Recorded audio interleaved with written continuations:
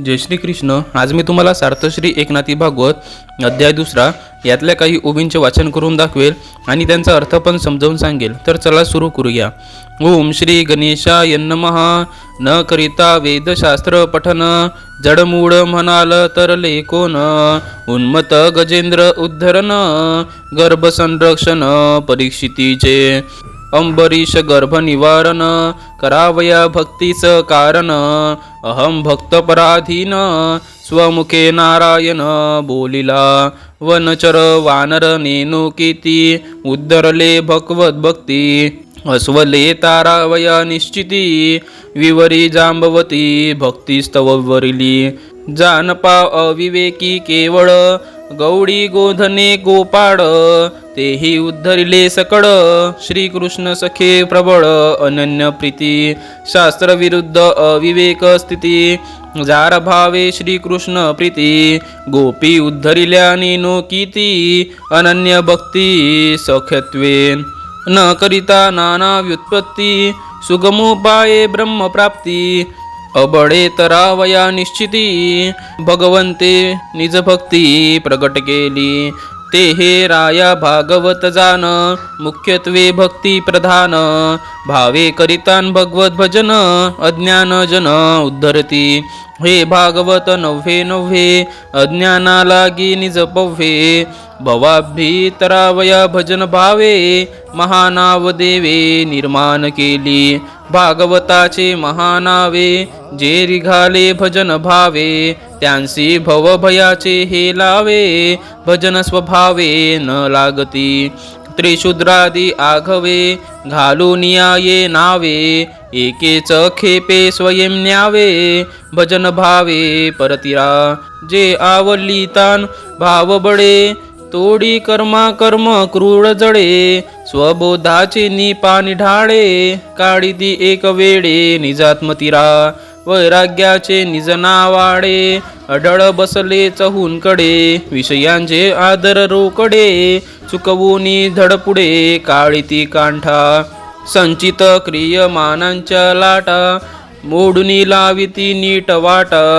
वेंचुनी प्रारब्धाचा साठा, निजात्मतटा काढिती. तेथ गुरु वचन साचोकारे, सांभाळी तवने पुरे. भूतदयेचे निदोरे, निज निर्धारे वोळिती. तव एका एकी एकसरी, काढिली परात्पर तिरी. तव प्रत्यावृत्ती ये रझारी, आत्मसाक्षात्कारी खुंटली. आता या ओवींचा अर्थ.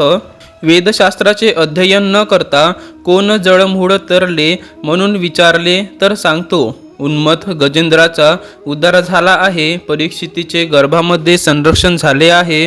अंबरीशाच्या गर्भावासाचे निवारण. या सर्वांचे भक्ती हेच कारण आहे. मी भक्ताच्या अधीन आहे असे आपल्याला तोंडाने नारायणांनी सांगितले आहे. या भगवत भक्तीने वनचर वानरही किती तरुण गेले.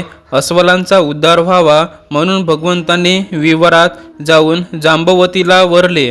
ते भगवत भक्तीमुळेच. पुन्हा हे लक्षात ठेव की केवळ अविवेकी असे गवळी गोधने व गोपाळ हे श्रीकृष्णाचे सखे सवंगडी होते. त्यांनी अज्ञानाचा अभ्यास केलेला नव्हता, परंतु अनन्य भक्तीमुळे त्यांचा उद्धार झाला. शास्त्रविरुद्ध अविवेकामुळे जार भावाने होईना श्रीकृष्णावर अत्यंत प्रीती केल्यामुळे कितीतरी गोपीचा उद्धार झाला. त्याची गणतीच करता येत नाही.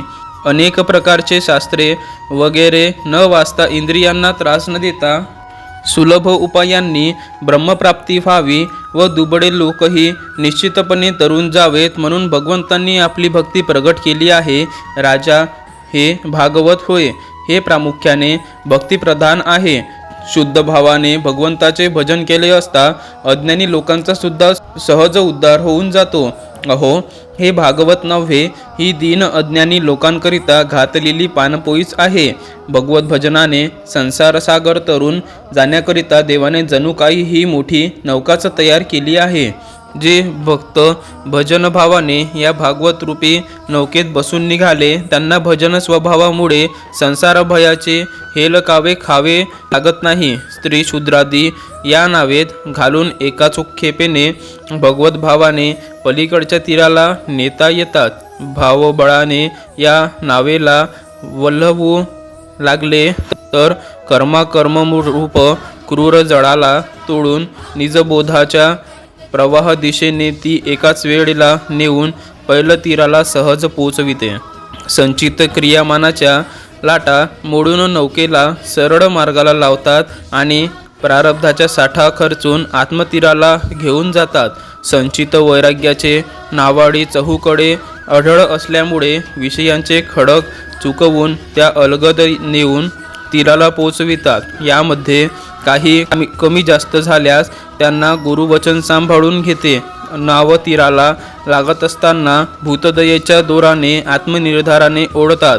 सारांश या नौकेचा द्वारा अनायासे परात्पर तीरी जाऊन पोहोचल्यावर जन्ममरणादी सर्व क्लेश निवृत्त होऊन जातात. जय श्री कृष्ण. माझ्या चॅनलला लाईक करा, सबस्क्राईब करा, शेअर करा आणि कमेंट करायला विसरू नका. धन्यवाद.